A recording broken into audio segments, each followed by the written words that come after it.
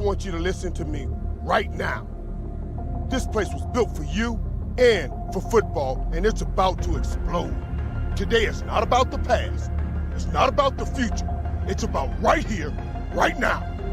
Our players are about to take the field and put everything on the line. All the work, sweat, pain, and tears that they have poured into making themselves ready to win. When the Cowboys do that, they need to know that you are with them.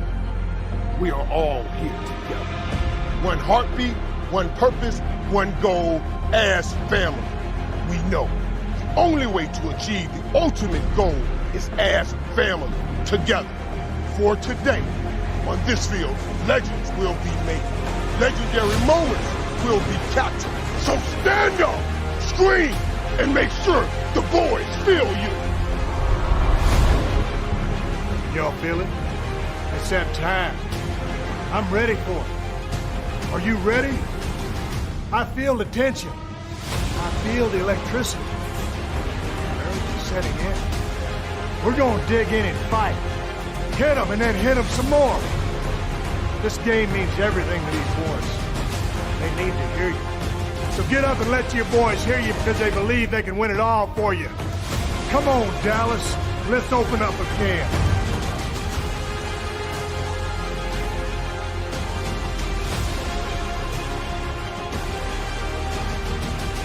Be able to stand in front of you and get started on this unique, very unique opportunity. Obviously, anytime you got a chance to be part of an NFL opportunity, it's special.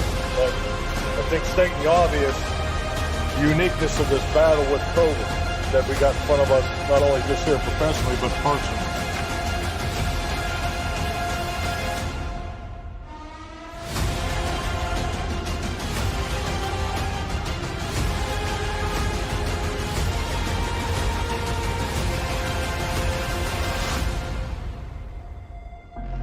Everything we do will be about winning.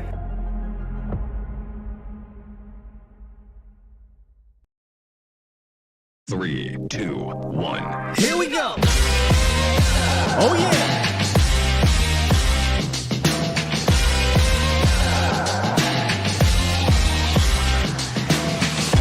Good morning.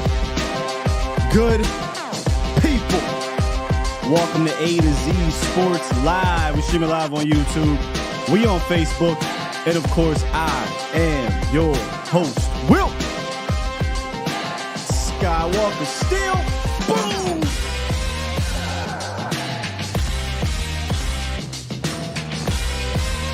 Game week is finally here, Cowboys Nation.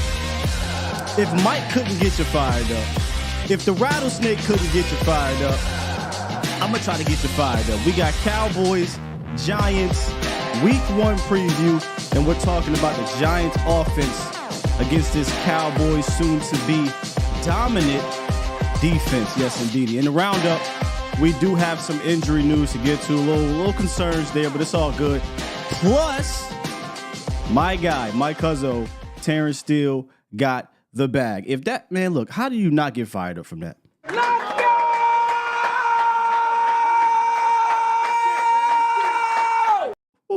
I'm ready. What's good, Bomb Squad? Bomb Squad! Ah, man, it feels good to be back in this week preparation saddle. We've spent 6 months or whatever it was in the off season just trying to get by, and we did. We did a fantastic job of doing that. But now we get to focus week in, week out on the next opponent, and that's how we do it here. For those who are fairly new to how we operate on this channel, on this show, we will start off each week. We're basically reviewing the game prior on Monday and Tuesday, and Wednesday, Thursday, we usually ramp up for the next opponent. But because of the holiday, because there's no previous opponent, we start Week 1 preparation today.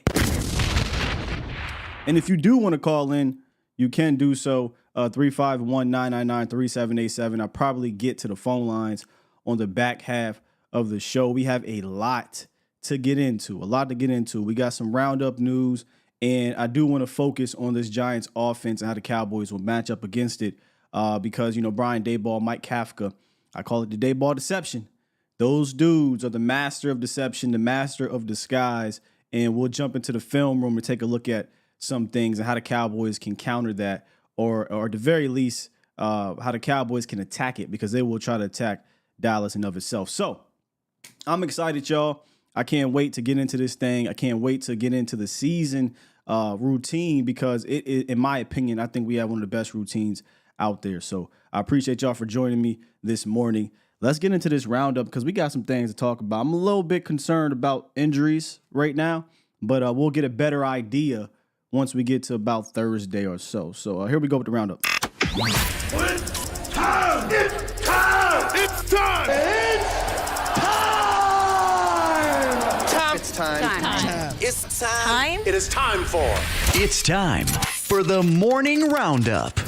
Round 'em up, boys. Let me talk to you! Let me talk to you for a second, Cowboys Nation. I was just chilling the other day, and, on Twitter, got some notifications that Tyler Smith left practice early with a hamstring issue. Don't like that.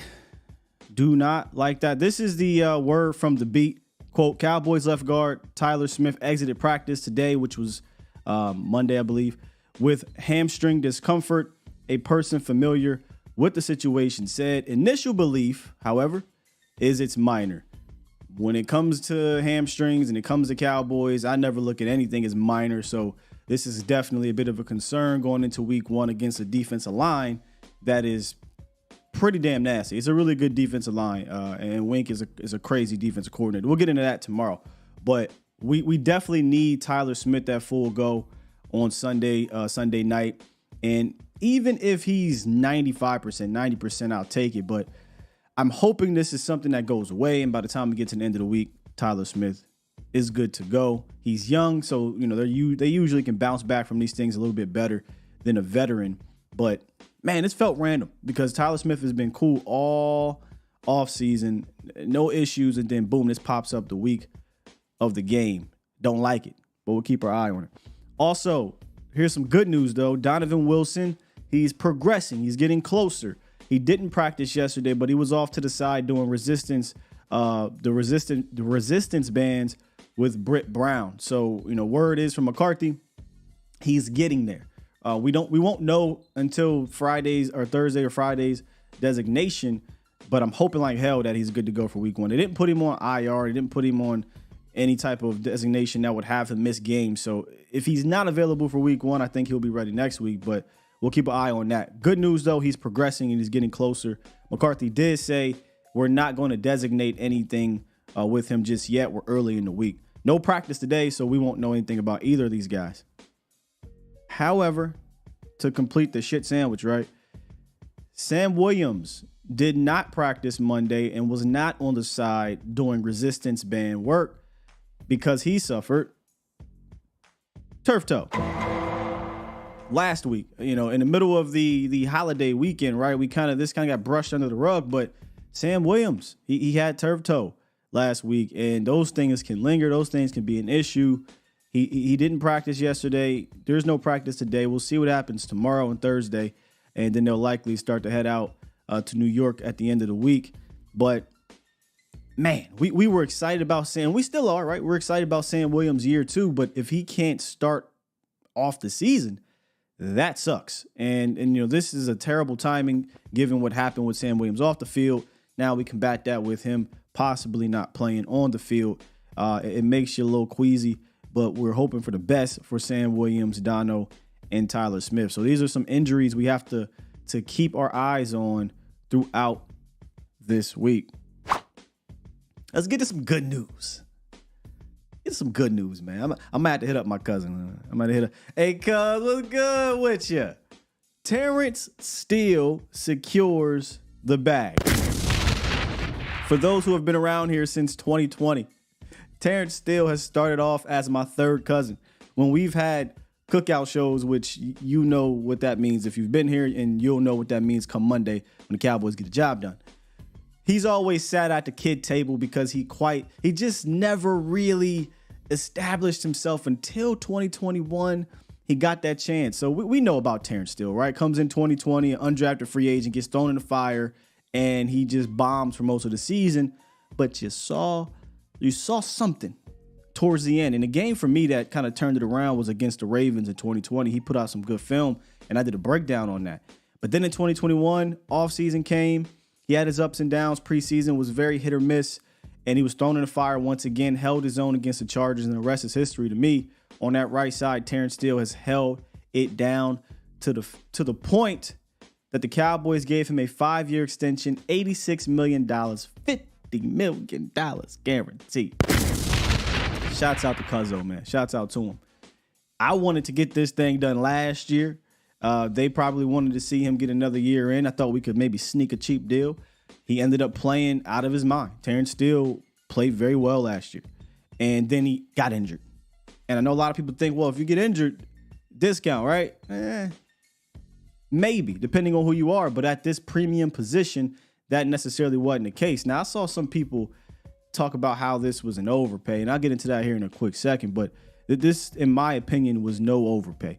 This is a guy who's on the up and up at 26 years old and deserved every single last cent that he got, in my opinion. They talked to Coach McCarthy about Terrence Steele's bag, about the contract extension.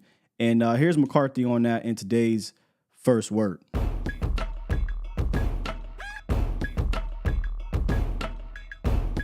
And Terrence Steele, the man. I mean, just look at his journey here. You look at his first year, and I mean, he's earned everything.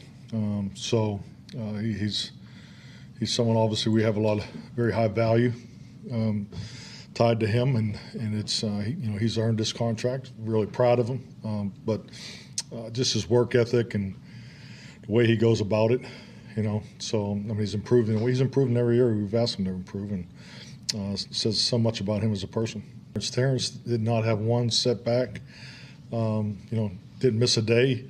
He was in here every day, same time. I mean, it was like clockwork. Watching him attack his rehab. So, which is, how he attacks everything. So, I mean, that's like I said, it's the man, Terrence Steele. It's the man, Terrence Steele. You gotta love Coach, man. If there was any player that deserved it to me, it was Terrence Steele. It was Terrence Steele, one of the hardest workers on the team from day one, getting in the lab with Duke, attacking his rehab, and then going out and putting it on the field, if we're being honest, too. Like, you can be a hard worker and everything, but if you don't go out there and put it on the field and improve year over year, then it doesn't matter when it comes to getting that bag. He has morphed himself into one of the best run blocking tackles in the league. And from a pass blocking standpoint, he's improved, as I said, year over year. He went from year one as an undrafted rookie getting thrown in the fire, giving up 9 sacks, to only giving up 1 sack on the right side the last 2 seasons. Okay? And then in 2022, he only allowed more than 2 pressures one time.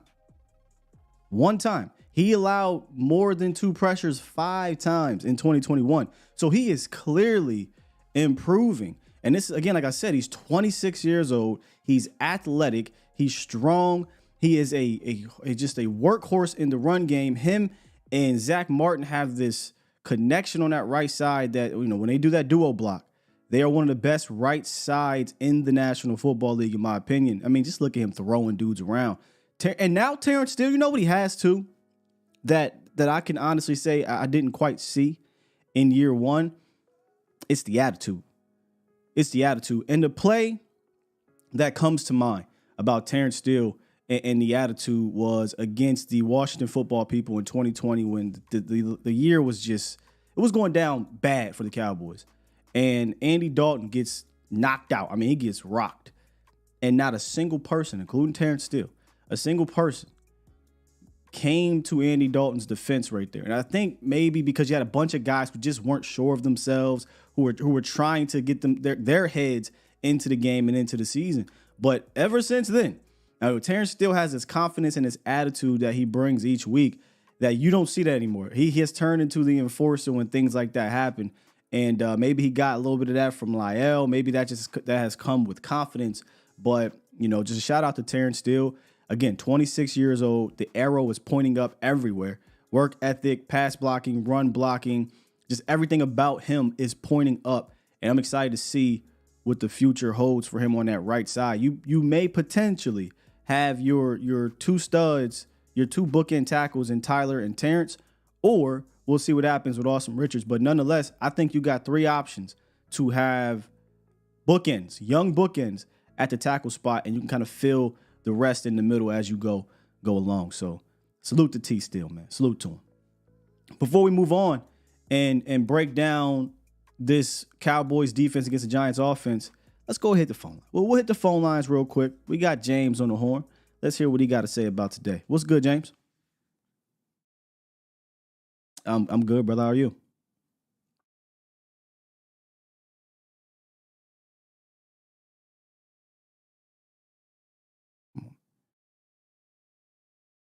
Oh, wait a minute. Let's bring him in. Come on, let's hurry up. Now we got But you. we always end up having that Sunday night game, but that's all good. You was muted for a little bit, James. But go ahead. You good. Yeah, that's all good. So anyway, to make a long story short, I just have a couple of quick questions for you. Like I said, I always like asking you and Voch because when you guys say things, hey, I know it is what it is. You kind of touched on one of them. I was going to ask you how worried are you about Terrence Steele, but Tyler Smith's hamstring injury? Because I know I agree with you with the Cowboys. They'll downplay shit. It ends up being longer than it needs to be. That's question one. Terrence or Tyler? You said Terrence, and then you kind of threw Tyler in. I know. I meant Tyler. Sorry. Tyler, okay. Yes, sir. I mean, he's young. He's like 23. He's a young player. It's considered minor right now. So, I mean, I can't say that I'm overly worried until we get to the end of the week. I mean, I don't know what else to say really besides just keep an eye on it. And it's hamstring. So anytime I hear hamstring, there is concern, right? Hamstring in Dallas Cowboys history is not great. But all I can think about is he's a young dude. He's dealt with injuries before. Last year, if you remember, he had the ankle sprain, and then he came out week 1 and played well enough. So just gotta keep an eye on it. I can't really give you a rating on where I'm at 1 to 10 until maybe I get to Thursday. Yeah, I'm concerned. I'm not like melting down over it, but I am concerned, because he's as far as I'm concerned, he's probably like our second best offensive lineman behind Zach Martin. So, Don't disrespect my cousin Terrence Steele, but go ahead. Yeah, I think he's our best lineman right now for me. That's just me. I love Zach Martin, man. That's the way that goes. Oh, no, I'm talking about Terrence Steele's the second best. But go ahead, do your thing. Oh, I apologize. Yeah, and then the second thing I was going to ask you is I know there's a lot of people, I've watched a lot of other, people doing Cowboy videos, and it just seems like they don't seem to have a whole lot of confidence in our defense. And I've gone on a few people's pages. It's like, I know we got to prove ourselves against some of these really good teams that we're going to play. Okay, that's fine. But, I mean, look at this defense. This defense is going to carry us to a lot of these victories over some of these good teams. Now, I'm going to throw it out there. I want to see what you think. That might, for you might be a little bit later. I don't know. But I'm thinking 13-4. Am I out of my mind? For the season? As far as how we're going to end up with the season? Oh, no. I mean, I think we'll win at least 13. We won 12 back-to-back, and we're a better team. 13 is not no. Yeah, because I'm looking at our defense that's going to lean that we're going to be leaning on. I think it's the most, for me, I think it's the most dominating of the two, components that we have. I think our defense is going to carry us this year. I think our offense, I think we'll score just enough, but then I think our defense will take us home. Shoot, sometimes I think we'll be more than just enough, man. Just enough is like middle of the offense. I think we'll be better than that, but yeah. Right. I mean, like I said, I'm just loving the defense. I'm not usually an offensive kind of guy because in high school, I played on the high school, offensive line football team before I tore my knees up. But outside of that, I just love what this defense is doing. Dan Quinn is bringing in players. We drafted some good players. Hey, I don't know about you, Sky, but I am hyped and I am ready to go. That's all I got for you. Again, I love your shows. You and Voch are the best. And peace. And we are whipping that, I don't know if I can say it, ass on Sunday night. Trust and believe. You can say it on this show. We done said it all. Appreciate you, James. Well, I wanted to make sure. All good. Hey, somebody appreciate you. Yes, sir. I got one more. I'll get to John, and then we'll break down this offense defense matchup. Saw somebody in the chat say they questioned whether Tyler Smith played well enough because he did get Dak hands broken, and I've brought that up many a times. But relatively speaking, given that he was told a week and a half, hey, you're gonna slide out to the left tackle. Didn't play any left tackle snaps. You go watch the film. He played well enough. That was the word I said. He played well enough. But on that play, he definitely did not play good enough and got Dak's hand broke. There's no doubt about it. Didn't derail the season, fortunately. But I don't know how you can put on the film with Tyler Smith in week one, given what he was asked to do in the offseason, and then come into week one and say he didn't play well enough. He did. He did. Just you're not going to play well on every single snap, and that was the one snap, unfortunately, that got the Cowboys quarterback hurt. So I do want to let you know. I mean, I don't know if you watched the film, but if you go back and watch week one, Tyler Smith was not one of your bad players on that offensive line, by far. In fact, he was one of your better ones. And I'll just leave it at that. Let's get John from Harlem. What's good, John? Yo, what's good, Sky? How you doing, man? Blessed day to you. What's up with you? Yeah. Am I being paranoid about the offensive line depth, or, is it something that we should really be concerned about? Because I haven't been hearing anything about the front office looking into any of the roster cuts, that from the got down to the final 53 around the league. Oh, that's over. Yeah, I know. I'm just saying, but I haven't heard of, being interested in anybody, any offensive lineman that might have been cut from another team, or maybe a veteran free agent that was out there. I haven't heard of them doing anything in that regard. Well, let me help you. They picked up a guy named Sean Harlow, a center from the Giants. I heard that one. Yeah, so they did pick up somebody, and I would venture to guess by the time he gets up to speed, he might be your Brock Hoffman Forniak replacement because he got some center guard duties. Right now, if something were to happen, I think Hoffman would be your backup center because he knows the offense. But I think once Harlow gets up to speed, he'll probably be that guy they'll have on game day. But right now, your backup is two young guys and Chume Doga. So to answer your initial question, no, you're not crazy to be concerned. That was the main concern to me come February, and it's still the main concern offensively to me here in September is your offensive line depth. You got to hope these guys stay healthy. Yeah, because it's so important for us. I mean, for most teams, that offensive line, if that goes bad, that affects everything. That affects the defense as well. That's You're not able to sustain any drives. Your defense is right back off the field. They're getting tired. It just messes everything up. So I hope they get that situation corrected. And one more thing before I go. Am I being unrealistic or in fairyland thinking that if Chris Jones don't get it done with the Chiefs, can we offer up some kind of package to get this guy? I mean, maybe I heard somebody float around that we give him Osa. Oh gosh. So I don't. Yeah, I'm not the type. Y'all know me, man. I hate that type of stuff on the internet, and I could easily take that, make it into content, and it'd be easy. But what are we talking about? It's some random, non-verified, reputable source. Not even a source. Just somebody said, "Oh, hey, Cowboys, Chris Jones, first round pick, Osa Digizua," and now it's a thing. Like that is not a thing. That is not a thing. But I'll play along with the game. Hell yeah. I would love to have a Chris Jones on this team. Are you kidding me? I would love to do it. But don't get caught up into that, man. That's just I can't help it, bro. When they said that there was I ate it up. Real quick. Man. But see that and look, I get it. We're Cowboys fans. Anytime a player is available, all it takes is some outlet to mention Cowboys with it. And as fans, we're going to retweet, we're going to post, we're going to talk about it, and it becomes a thing. It drives the nation. It drives ratings. I just don't fall for it more often than not. Yeah. I hear you, brother. I hear you. Well, look, that's all I got. We ain't got no worries against the Giants. None. It's going to be an easy win. Not saying it's going to be a blowout, but it's going to be an easy win. You have a good rest of the show, my brother. Cowboy Nation, we good. We good.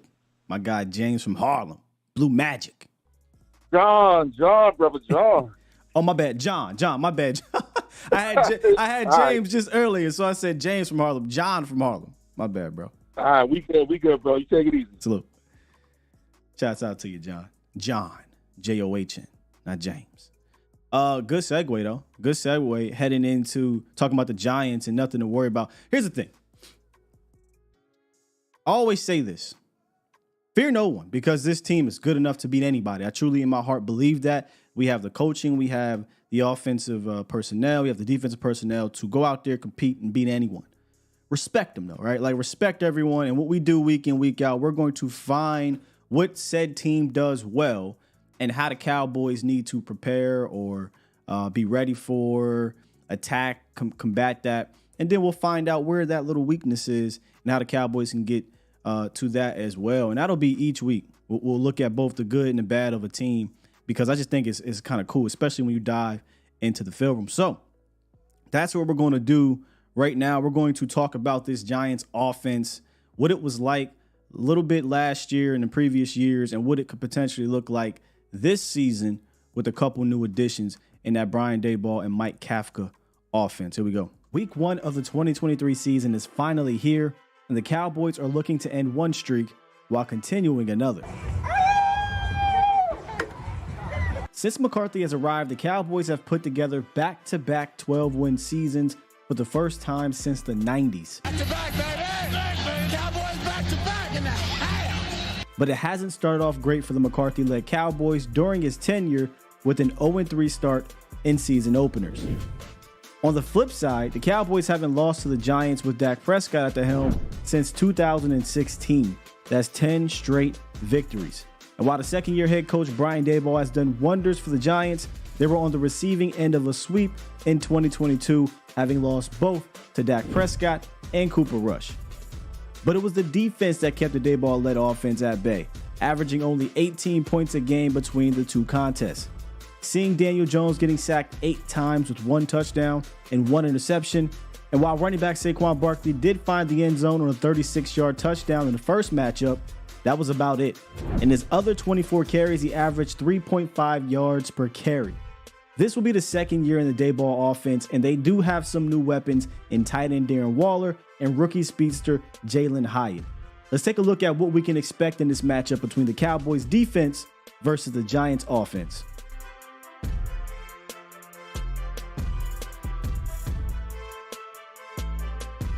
This is going to be a good one, man. This is going to be a good one. I say this all the time about Brian Daboll and Mike Kafka. I respect these two gentlemen a ton. This is going to be a chess match between Dan and Daboll. And as I said in that B-roll there, the Cowboys have held this duo to 18 points per game in the two matchups last year. I don't really like to account too much of what they did previously, because Jason Garrett, that offense was terrible under Dan Quinn. I'm sorry, under Daniel Jones, the other Dan. Now, I'm going to talk about all of these players here in a second. And these are the key players I have for this matchup: Saquon Barkley, Darren Waller, Andrew Thomas, and Jalen Hyatt. But before we talk about a couple of their key players, I think I want to start with one of the biggest improvements from the Giants offense, and that was in the red zone. And a lot of that, to me, had to do with Mike Kafka and Brian Daboll. This is kind of crazy when you look at the year over improvement. In 2021, they were 32nd in red zone efficiency and 21st in goal-to-goal efficiency. The very next year, they were 7th in red zone efficiency and 6th in goal-to-goal efficiency. Well, how did Daniel Jones do in the red zone? This is crazy. In 2021, he was last in red zone completion percentage. That shot up to 70%, and that was 7th in the NFL. 37% in 2021 to 70%.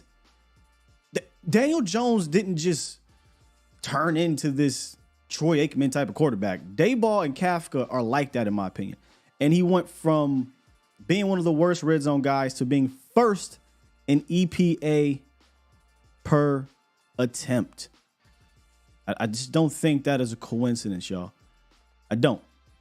So if the Giants can get down to the red zone, they have proven that they can punch this thing in. And we'll talk a little bit more in a second about the scheme and why it can be a little bit difficult to deal with if you don't do a specific thing. But first, let's talk about these players. Saquon Barkley. We all know about Saquon Barkley. The offense runs through Barkley. The play action runs through Barkley, or the disguise of running it in general, right? And if he is moving and grooving, then the Giants offense is usually moving and grooving. When you look at the whole numbers, in 2021, he had a bounce back year. It had been a couple seasons since Saquon could stay healthy and be productive over an entire year, but he was that last year, 1,300 yards and 10 touchdowns. But when you dive into the advanced stats, it tells a slightly different story from an efficiency standpoint. He was 21st in DVOA. His rush yards over expected, he ranked 16th. And yards after contact per attempt was 27th. And to me, this tracks, because I've always said this about Saquon Barkley, especially when the Cowboys played him. If you can keep him from hitting that home run, then I think you can get him to have an inefficient day on the ground. He is a home run hitter, and that is a lot easier said than done because he's one of the top home run hitters in the league. He was second in the NFL in design rushing attempts that went for 15 plus yards. So yes, that is the game plan, right? Is to essentially box in Saquon Barkley and make him beat you with his eyes at the line of scrimmage, as opposed to getting to that second level, making a guy miss, and boom, now he's gone, right? So Saquon is going to run through him. If you bottle him up, you make things more difficult for a guy like Daniel Jones. Andrew Thomas, man, his turnaround's been crazy. Struggled year one, and ever since then, he's kind of supplanted himself as one of the best young tackles in the league. He was a second team All-Pro last year, and he continues to kind of improve. And when you watch his film, it's kind of O-line porn film, man. He's that good. He does everything you want from a left tackle standpoint. And he kind of reminds me of Tyron, where if he gets his hands on you and he's square, it's pretty much a wrap. But Dallas did have some success against him last year. 5 pressures on his side, gave up 1 sack. And if it's one thing that, he can have a tough time dealing with, because he's a powerhouse, is him adjusting to that pure speed. He'll overset, which you have to, right, when you're dealing with a guy like Micah Parsons. And then if you're strong enough like Micah, you can use that speed to power or that counter move. And I personally think this matchup, I know we say find the scrub for Micah, which is the other side, but I actually like Michael Andrew Thomas. And Evan Neal, let Evan Neal deal with the guy that he could not deal with on that other side, and that's D-Law. D-Law had 3 sacks against him last year. I don't know how much improvement Evan Neal has had. We will see. But they're going to move Micah around. But I don't dislike this matchup. I think Andrew Thomas versus Micah Parsons, I'll take it all day and tomorrow. We've had success with that matchup last season, and I know Thomas is like that. Waller and Hyatt. So they're the new wrinkles to this offense. And these are the guys that could potentially open up a different layer of Dayball and Kafka's playbook, in my opinion. You got the speed of Jalen Hyatt, right? He can stretch the defense when needed, and that'll open up things underneath for their slot guys. They got Wan'Dale Robinson, Paris Campbell. I don't know what they're going to do with Cole Beasley, or potentially Cole Beasley if he gets some action. But I think Waller would be their de facto number one option in this offense, Cowboys Nation. And we've got some past experience, some past history with Darren Waller, and so does Jaron Kearse. And he talked about his past experience going up against Waller and what to look for in this matchup. And here's Jaron on Darren Waller. But as far as him having Darren Waller played him when he was with the Raiders, one of the top tight ends in this game, definitely going to be a good battle, and I'm looking forward to it. One of the top 2 tight ends in this game. He can run, he can catch, he can move after the catch.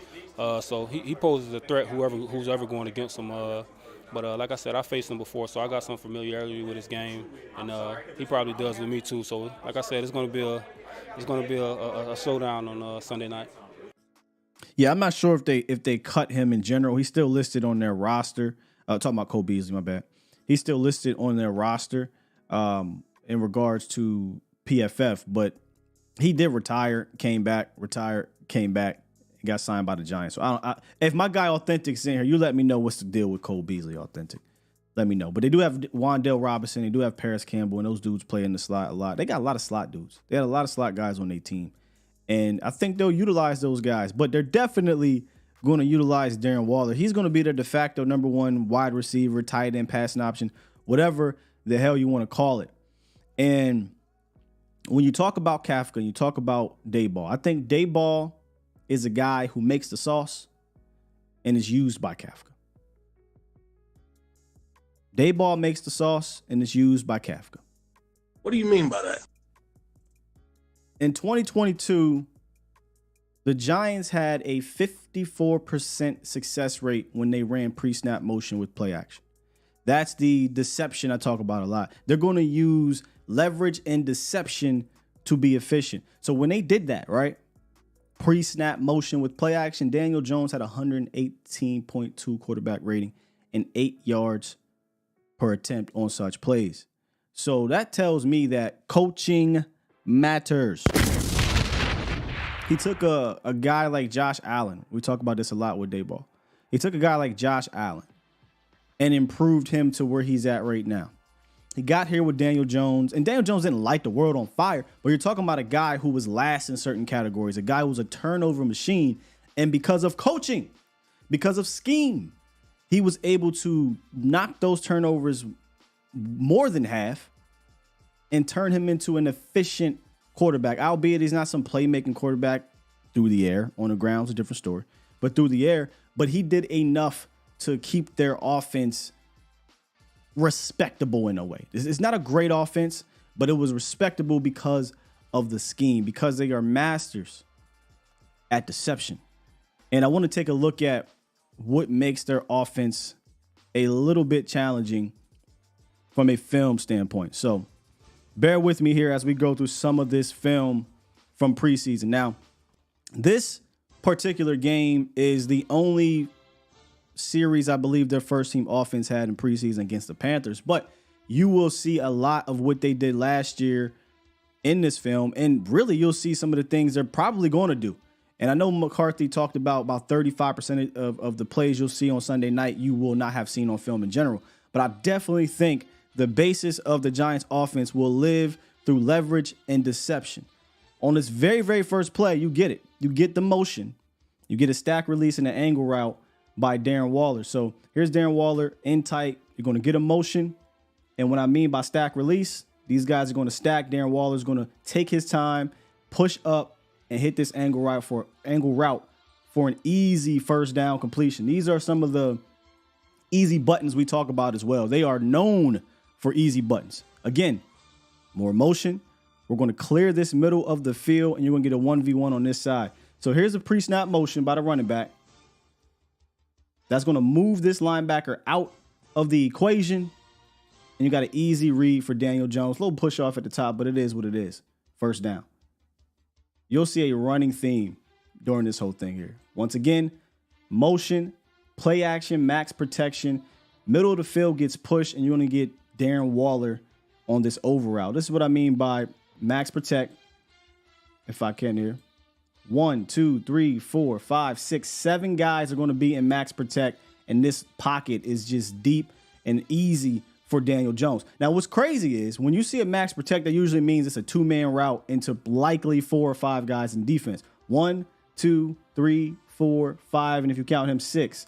But the reason why this breaks open the way it does is Jalen Hyatt's going to get an inside release and push this middle of the field, which is technically open right now, and cause a little bit of clogged up lane here. He can't fire through. Waller reads where he needs to break, and this is a wide open read. This is scheme. Now, he doesn't catch it. He gets rocked. Good hit by the guy. But this is scheme getting these guys open. Motion, play action, RPO. Once again, motion. Watch what the play action does to the linebacker right here. Opens up that window. Easy read for Daniel Jones. He's reading that linebacker the whole way. And I believe that's Shaq Thomas. Gets a completion, move the chains. You're going to see a lot of this on Sunday, in my opinion. Now, this is just about finding a mismatch. They start with 2 in the back. Once again, another motion. Daniel Jones is going to read the defense. Watch how they drive these guys out, and you get a one-on-one. I'm going to drive up the seam. I'm going to drive up the seam here, drive up the boundary here. And Daniel Jones is just going to read. What is he going to do? This is Darren Waller also reading. If he's going to play inside leverage, I'll just break on the outside. Easy completion right here. Now, this will be probably, and that play will likely be LVE. Maybe if they go big dime, you'll get a Dono situation or J-Ron situation. But Shaq Thomas is a pretty damn good cover linebacker, but Darren Waller is like a big giant receiver at the end of the day. Now you're going to get double motion with a flood concept and a whole bunch of options. They start off here in twins. Both of these tight ends are going to motion on the inside.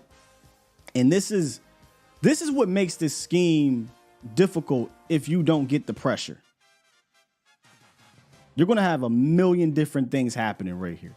You got the tight end coming down the line of scrimmage. The other tight end is going to run to the flat. Got a kind of a weird post seam route here with this wide receiver. And on the backside, while all this is going on, he's just going to run this over. And he's got a ton of options if he really wants to. And this works tremendously in man coverage. And that's kind of what they're going to get here for an easy first down. Big play. Now, he could run this rock. He could dump it off here to Bellinger, I believe that is. Or he can just be patient. Let this backside receiver get open, get the catch for a first down. These are the things that you'll see on Sunday, that you'll see, I think, every single week for the Giants, Daboll and Kafka. Easy completions, play action, boots, play actions, deep dropbacks, max protect. And this one right here specifically is something the Cowboys should definitely be prepared for because they've seen it a few times. Once again, motion, but watch this tight end kind of engage at the beginning of this route. Looks like I'm going to be blocking. That throws off this linebacker. He's going to attack here, right? And just great timing here. Off the play action, he attacks, gets rid of it, slips right out for the easy touchdown. This happened to the Cowboys twice last year against the Giants. Once in the first matchup, here's the tight end here. You're going to get play action. The tight end is going to crash down like he's blocking right here. Boom. Looks like I'm about to be blocking. Everybody's going to react to the play action. And then once there is a play action, now you got scramble drill, right? 1, 2, 3, 4, 5, 6 guys. 6 guys on defense against 2 essentially deep routes. You would think 1 underneath, but that's going to pull 1, 2, 3 different defenders, and you got the tight end slipping on the backside for easy completion.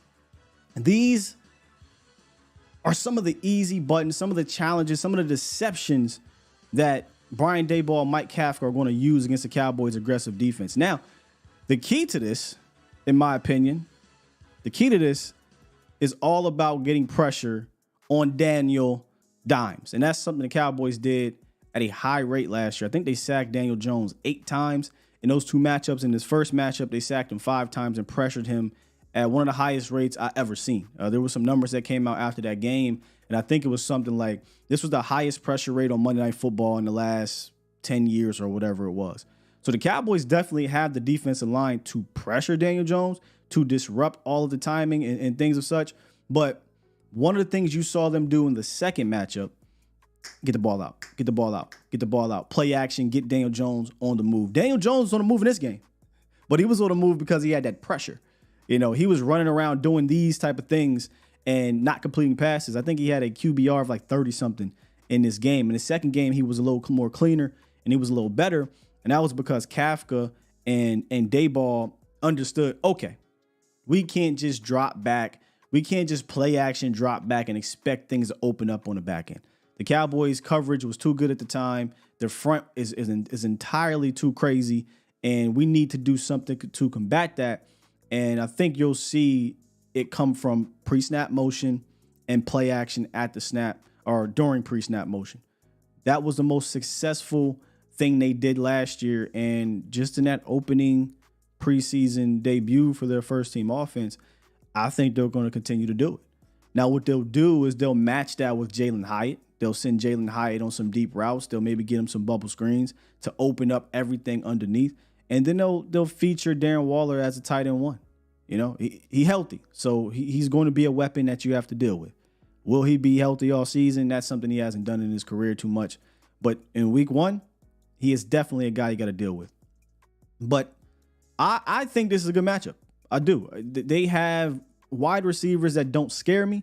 I get there's the speed with Jalen Hyatt, but if you're going to run deep routes with Jalen Hyatt, then you have to be able to protect it up front. And if you're doing a bunch of play action max stuff and you're sending Jalen Hyatt deep, you're likely sending him into a sea of 2 or 3 guys. So you better hope he can take on some contested catches or Daniel Jones could just outthrow the coverage, right? When it comes to the play action, they're going to do a lot of play action on the edge because that'll allow those tackles and guards to attack one certain side, hard. And then Daniel Jones will have that deep pocket because they're not allowing that speed, right, to get that bend around the edge. But if they just doing straight drop back, it's going to be a long night for Daniel Jones in that backfield, in my opinion. And you saw it in that first game, whether it came from exotic blitzes, whether it came from stunts up front. I don't even know if he's going to have to do all that. I don't. Now, the stunts did get to him. When they did stunt, I think you saw Daniel Jones worried about that guy coming up the middle and that guy clearing out the lane for the end stunt. But I anticipate them getting him on the move. That's kind of where I'm at with it. I anticipate him getting him on the move. Let's talk the AZ all day. What's good, AZ? Hey, big dog. What you say? What's good with you? Hey, baby. I'm just listening to you give your analysis of the Giants. And I think the last 2 minutes you hit the nail on the head. It's all about our pressures. Yeah. What I don't see, and you can fill me in, I don't see how their O-line can stack up against our D. It doesn't. That's all. I'm just trying to keep it straight. It doesn't, which is why I say they're going to be deceptive, right? There's going to be deception. They're going to try to use our leverage, our aggressiveness against us. So I think we have to, if they're going to be deceptive, we have to be disciplined and dominant up front. If we're disciplined on the back end and we're dominant up front, then all that deception doesn't matter. Because we again, 18 points per game last year we held them to with all of this deception. Now they got some good things off in there and they got some new weapons, but none of that matters if you can't block it up front. And I think they know that, AZ. I think they understand that they really can't deal with this defensive line down in, down out. So we got to move Daniel Jones. We got to get guys going one way and come another way. We've got to slip this tight end underneath, and we've got to get some over routes against this man coverage or this cover one. So, yeah, they're going to be deceptive. You just got to stay disciplined and dominant up front. I'm hearing what you're saying, and I do agree with you. Darren Waller, he's 30, right? Came out of LV. He in 2021, he hit, 650 plus or minus 50 yards? In 2022, what did he do? Half that? 350? Yeah, where's he going? Darren Waller, it's not talent for Darren Waller's injuries. If Darren Waller is healthy, Darren Waller is one of the toughest tight ends to match up with. But if he's injured, then you're going to get the years that you just talked about. But when he's healthy, he's pretty damn good, man. Okay. So, off topic, and I know we're talking about the Giants. I just doing some a lot of people were talking about, Philly this, Philly that, Philly this. I think it came up on Fish, and it came up on yours. They lost eight starters, right? I went and did a little more research on that. The four defensive guys they lost had a total solo tackles of 272 for the year out of 734 total. That's a third. They lost those players. That's a third of their solo tackles. That's a problem for Philly. So when we get into the thick of things with them, that's a hole that they got to fill. And I don't think they're going to do that with their D line. With all due respect, they got Carter, right? With all due respect, I'm here to tell you right now, we don't care. Let me tell you. We don't care. I do not care. I do not care about the Philadelphia Eagles today, bro. And this is with all due respect to what you're saying. The Cowboys play the Giants on Sunday night. Once we get to week 9 to play the Philadelphia Eagles, we'll be talking about the Philadelphia Eagles. Now, off season, banter, you're back and forth and whatnot. But look, bro, I'm not one of the content creators that gets into the Eagle Cowboy content creation back and forth on Twitter. I'm focused on the task at hand, and the task at hand, man, is looking at these Giants. Philly is 8 weeks from now. You know what I mean? I get you. Yeah. So last comment, we gonna whoop that Giant ass. I'm with you. That's all I gotta say. I'm with you, man. AZ. Or as Jack would say, with all due disrespect. Philly, man. With all due disrespect. I don't know. You know what's crazy? I bet you they know exactly what we've been doing in the offseason. I couldn't tell you exactly what they've been doing. Draft season, sure, because we're following the draft and whatnot. If they make some blockbuster trade or whatever, sure. But listen, man, we'll get there when we get there. It's still a respectable team. It's going to be a dogfight, and you know. But I'm not getting into all that on Twitter, man. I don't think we understand. When I say we, I mean our community understand what we're doing for them. We are driving their engagement up. Yeah, we are. We don't need it. Marcus, what's good, Marcus? Hey, Scott, good morning. What's up, man? What's up? What's good with you? Hey, man, let me get a couple of thoughts from you if I can. What are the two things that you're looking for that you want to see from this first game out of the Cowboys? One thing from the offense and one thing from the defense. I want to see an efficient offense. We don't normally – that week one last year I think is stuck in everybody's head, right? I want to see the offense. I would love for the offense to look like it looked in week one of 2021. Not exactly, but, you know, scoring 28 points. They were extremely efficient. I would love to be better on the ground than they were in 2021. But I'm looking for the offense in general to be a lot more efficient than it was last year. Defensively, just be you. Just be who you are. The week in, week out, it's not going to be a whole lot we got to talk about with the defense, man. Dan Quinn has seen everything. Right, you got the personnel to match up with whatever you want to match up with. Just be you. If the Cowboys are who they are, I think they can make Danny Dimes turn into Danny Turnover like he was prior to Dayball getting here. Just because we have improved everywhere, I think defensively, especially when you look at the starters, as opposed to them. They brought in the center. Right, they got their center up front. They brought in a couple guys up front. They've gotten better in a sense up front, but I don't think good enough to match our front seven. And we ain't even talk about Stephon Gilmore on the other side. So you got these receivers who to me aren't that crazy of a threat. It's the scheme. I said this a couple weeks ago, Marcus. I fear no one. I respect everyone, but I respect Dayball more than anybody on that team. It's Dayball and Kafka that really makes that thing go, in my opinion. Yeah, exactly. Me too. And to that, man, I guess that would be the thing. I know they gave Daniel Jones some money. Yeah. Think about that, whatever you want to think about that. But if I have a concern, and I'm not concerned about the game. I'm just concerned about how Daboll can. Because again, they won a lot of close games last year with the Giants. Trying to give them some respect. I don't think this is going to be a close thing. Personally, I don't. But just trying to give them some respect because of their head coach, because of Daboll. I'm going to be interested to see because, like you say, it's going to come down to what Daniel Jones can do in the passing game, not necessarily with his legs, but with his arm.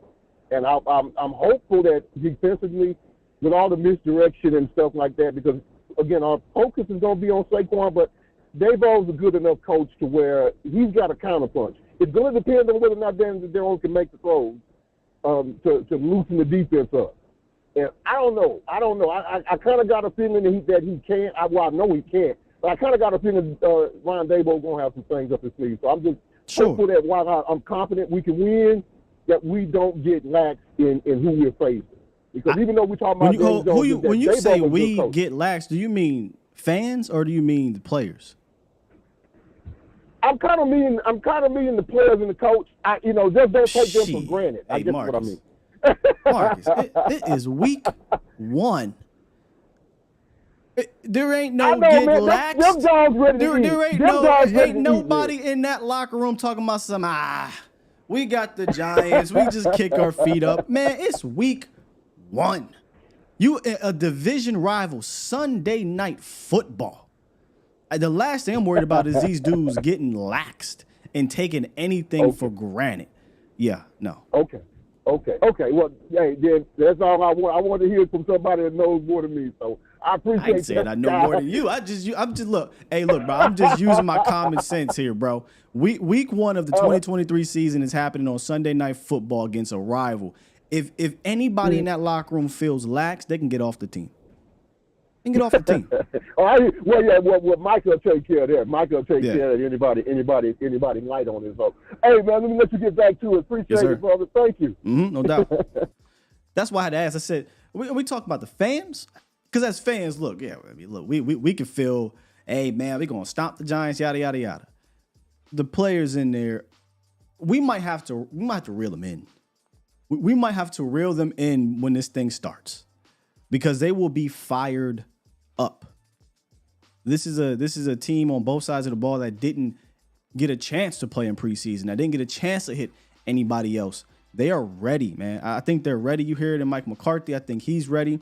Now it might take a few to get going, but the last thing I'm worried about is them being relaxed in this game. And they might be too fired up in this game.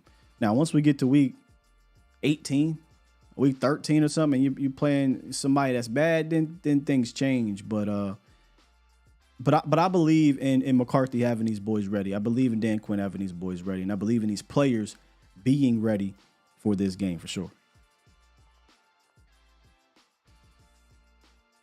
727, what it is, what it do? What up there, Scott? It's James here talking to you. How you been, young man?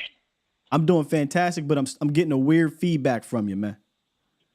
All right. What about now? We'll Can push. you hear me now? I can hear you, but we'll push through it. What's on your mind, man? All right. Cowboy fans, they like to step in the time machine and go back to the 90s and compare teams. But you know what? This team reminds me of 1978 when you had Tony Dorsett as a Super Bowl team right there. When, you had the doomsday defense, Harvey Martin. You had a good defense. You had an excellent coach and coordinator in Tom Landry. These people was locked and focused. They know what they had. Know what you had. This year, the Cowboys know what they got. The coaching staff know what they got. There's no unknowns when you step on the field with this team because you don't have to think about what this player is going to do, what the system is all about. They're already locked in. You take the other teams in the beginning of the year, they got all this thing mixed in together, and they're going to have to find out, because that's that learning curve, that maturation process doing, this new NFL when preseason games really started, the first game of the season, somehow, still extended. But I don't think the Cowboys will have that problem. I think the number one strength that team's going to have to deal with is those two corners. If those two corners stay healthy, man, that's going to be hell because they can get all the film all they want on last year. But, man, when you have two lockdown corners the way we got right now and the way that the defense is being structured right now, Hank is going to be there from the beginning. Mozzie coming in. I hope there's a new Gallimore because I don't know why they kept him, but, damn, he must be doing something. Yeah. But anyway, I'm looking forward to this season. I was kind of optimistic about last year, about how it was coming out, that this team looked like it had the right stuff. But I think this team really does have the right stuff this year. Getting rid of Kelly Moore does the thing. And Cooks, that addition of Cooks on that other side stretching things out, oh, Lord have mercy. I pity those who are around them that's going to have to be covering. Yeah. I pity all those fools out there, So have a good day, man. Congratulations on your wedding, man. Thank you, sir. Appreciate you, Mr. Fans. And I do mean that I will. Take care of me. Goodbye. Thank you, sir. Yeah, Mr. Amos had a lot to say right there. I mean, I do think they do have the ingredients. They 100% have the ingredients. Now they just got to make sure it's cooked right and ready to serve to the rest of the NFL. Let's get to my guy, Twan from Connecticut. What's good, Twan? Sky, what's good, baby? It's time. It's time. We're here now. It's time. I'm just calling to say, Cowboys Nation, we're going to be 1-0 come next Monday. Dak will have an efficient game. I see Micah having 2 sacks. Hopefully, Mozzie will have a debut premier game for us with some pressure because I feel like he has something to prove first game. And let's just get the win, baby. I'm really excited. I ain't got much to say. Dak Prescott for MVP. Ooh, I like it, man. I like it. All right, Twan, appreciate you, big dog. Peace. I do want to touch on Mozzie for a quick second and Hankins and whatnot. Last year, at the start of the season, the Cowboys rolled out an entirely different interior. You had Bohanna getting extensive snaps. He's no longer on the team, right? You had Neville Gallimore getting extensive snaps. He's now your 4th, 5th defensive tackle.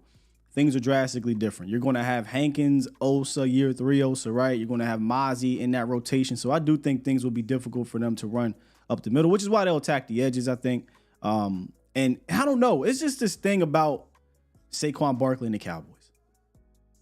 If you go look at historically on the ground, I know he averaged 5.8 yards per carry in the first game. I think it was something like that, 5.3 or something like that. But 36 yards on that one touchdown, and everything else was shut down. And the same thing for the second game. He really didn't even have a big gain in the second game, but he had 25 total carries over the 2 games. And in 24 of the other carries, he averaged less than 4 yards per carry, 3.5 to be specific, 84 yards. So, and that usually is what happens with Saquon Barkley. And this is with, like we just talked about, Bohanna, who actually was not bad against them in that first matchup, but who Bohanna at defensive tackle, Neville Gallimore at defensive tackle for extensive amount of snaps. Now you're getting strong guys like Jonathan Hankins and Mozzie to start the season. All that interior running that teams might think about, I think is shut down. I think now that will transfer to them trying to attack the edges. And last year they hardly ran it to D-Law's side because D-Law is like that over there. So it'll be up to guys like if Micah's out there, LVE if he lines up out there, Sam Williams if he plays, Dante Fowler, Dorrance Armstrong. These guys are going to have to maintain their responsibilities on the outside because they'll try to attack that because I really don't think they'll get a lot going on the interior, in my opinion, because you got Mozzie and you got Jonathan Hankins and year 3 Osa. Like year 3 Osa, I think is going to be like that. So let's get 571. What's good?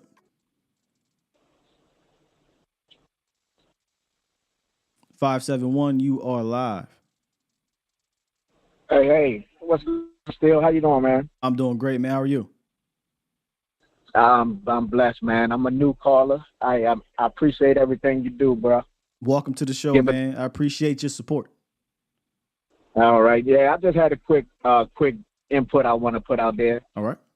Everybody is talking about how we plan on playing this year.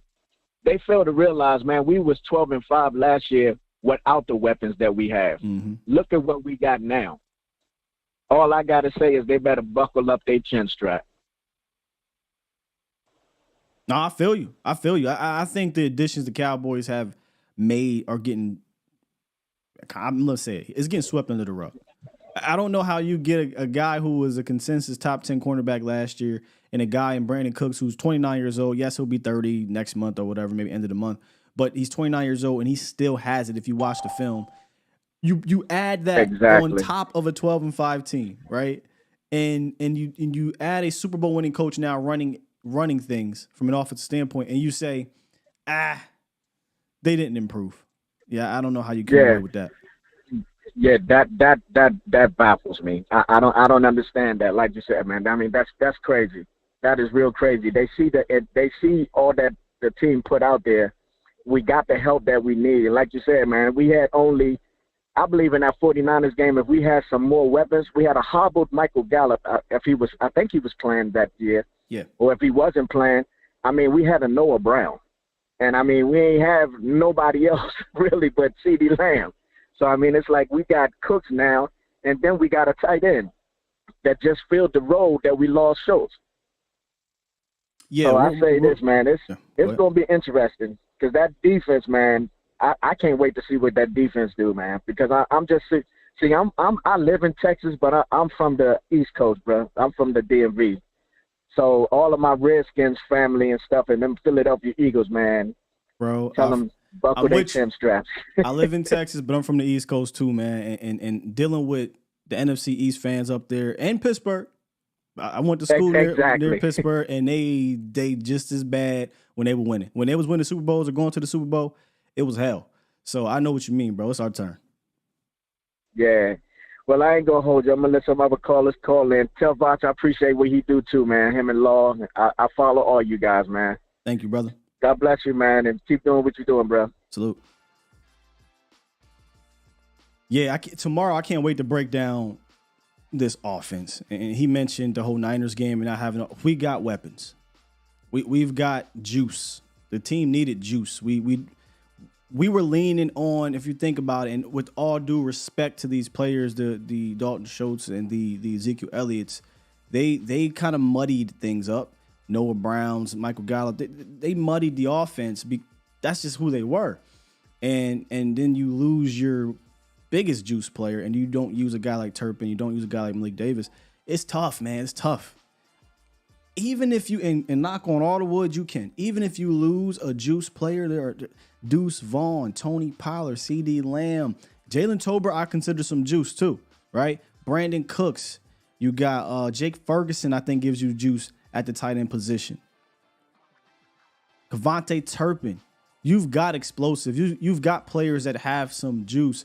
Now it's up to McCarthy and Dak figuring out a way to get them involved week in and week out. And when we talk about Wink's offense or defense tomorrow, I think it'll be a lot of those TPs, Deuce Vaughns and Jake Fergusons that'll have to probably carry some heavy lifting because this guy Wink is Wink is crazy. Wink is crazy, and I'll give him mad props because they had good players last year.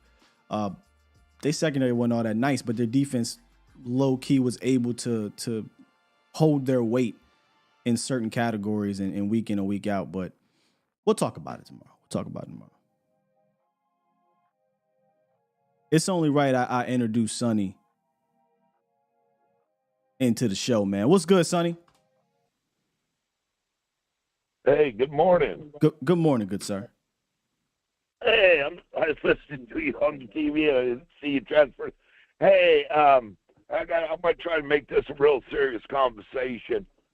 I know you guys all laughed at me last time I told you Michael Parsons had 30 sacks, but I really believe he will. Oh, and look, I believe hope wholeheartedly. I hope you're right. He's a once in a generation type player. I'm just going to buy the extra game being played.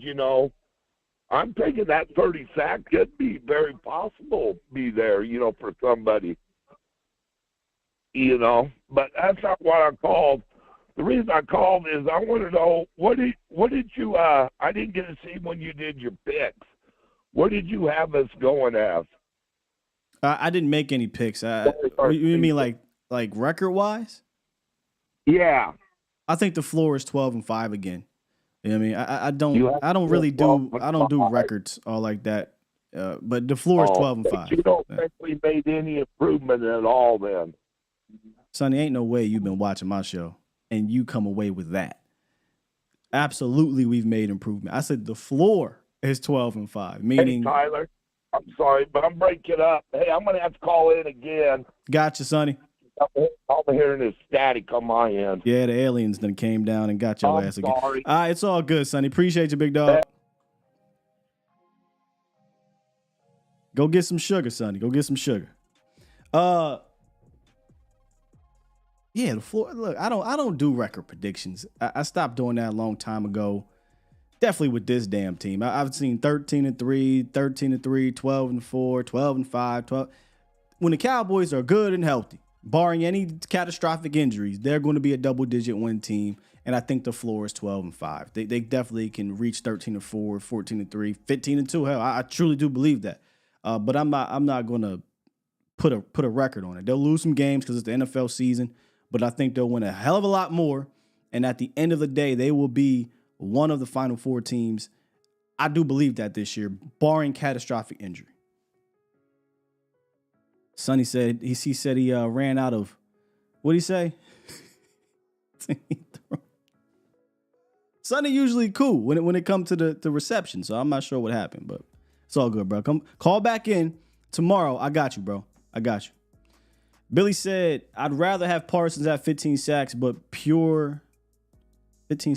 best pressure rate and lead the NFL in tackles for loss and forced fumbles. Yeah, look, I mean, Billy. I'd rather have Micah Parsons have 30 sacks.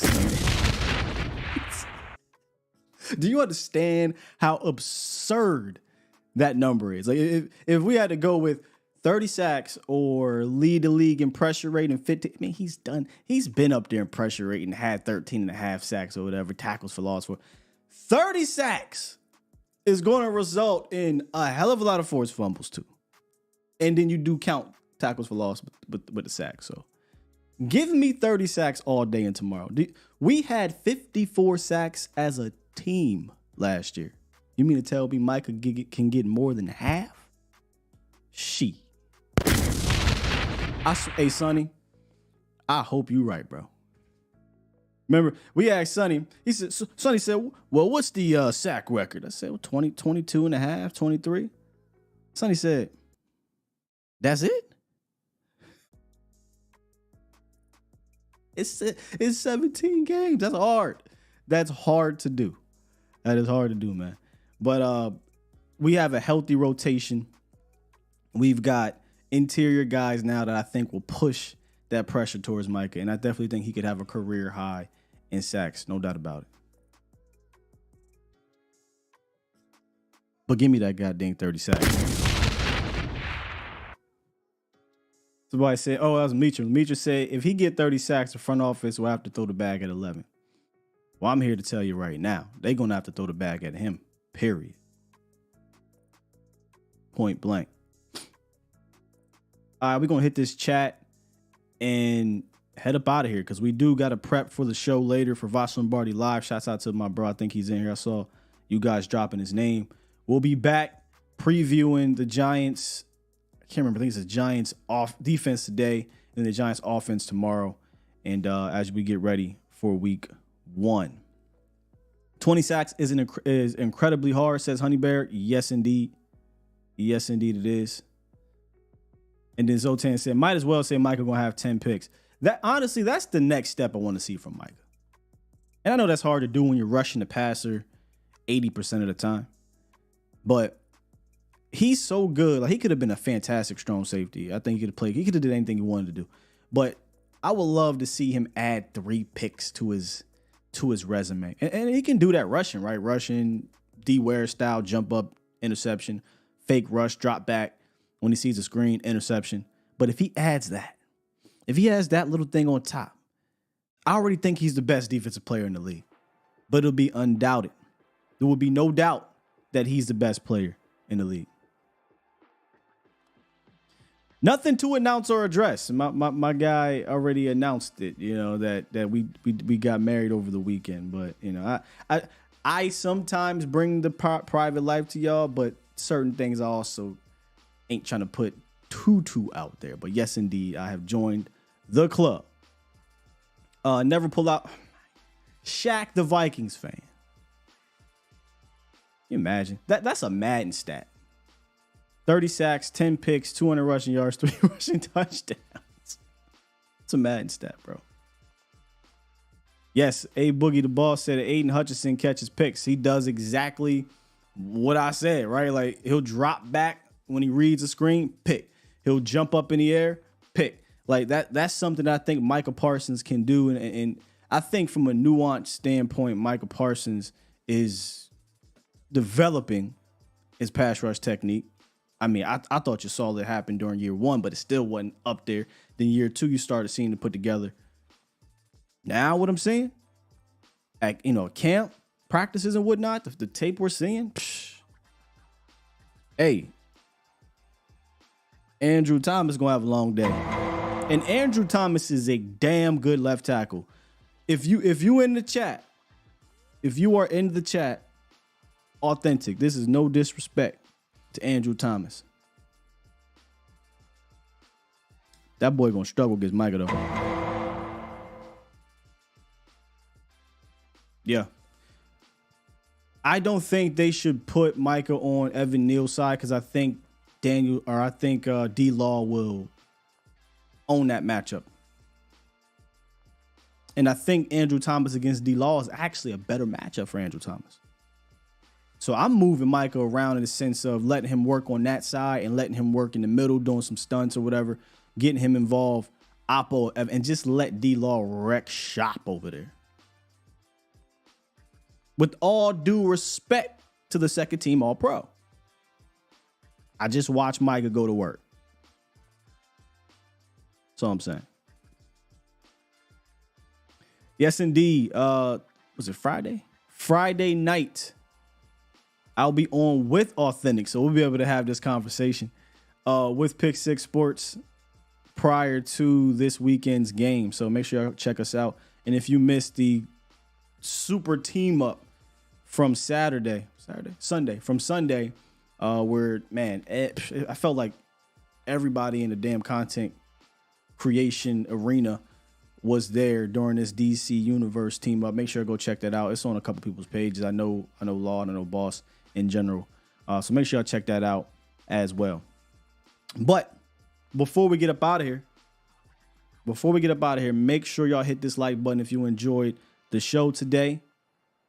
And if you're new, like we had a first time caller today, if you're new, this is how things will go during the season as we ramp up for each opponent. Tomorrow, we're going to focus on Wink Martindale's defense against the Cowboys offense. Mike McCarthy, Dak Prescott. That will be a cat and mouse game. But really, we know what Wink going to do. Wink going to send those. He going to send the house. Let's just say that. But he'll disguise his coverages as well. But we'll get into all of the details with that. We'll have some film as well and see where the Cowboys can counter. So make sure you guys tune in for that. We did get a super chat on the way out. Shouts out to my guy D Brown, aka Dwayne Brown. Super chat. My bad. Somebody was in on the phone lines. I didn't see you. I heard you just dip. If you want to call in, you can call in, man. I'll get you in. D Brown said, "Great show, Sky. Welcome to the Marriage Club. 35 years. Salute to you, sir. 35 years that's strong. That's strong." L said, I was talking about the audio podcast. So we'll see where that goes. It was a hell of a weekend, busy weekend, as you guys know now. But we'll see what happens this weekend. I'm gonna have Sunday's show ready to go, so I might be able to do something Saturday. We'll see what's up. I'll let y'all know though. I'll let y'all know. Billy said roundtable after week one. Hey, I ain't the roundtable connoisseur. That is Vach. Ask Vach later on Vach Lombardi live show on the Volume and Vach Lombardi's channel about 3:15-ish when that will happen. I'd love for it to happen prior to the season, but we all busy heading into week one. But hey, man, ask the bro Vach. We'll see what happens with that. With that said, I'm going to go ahead and let my guy say it. Push the goddamn button. Push the goddamn button. I got you, Swain.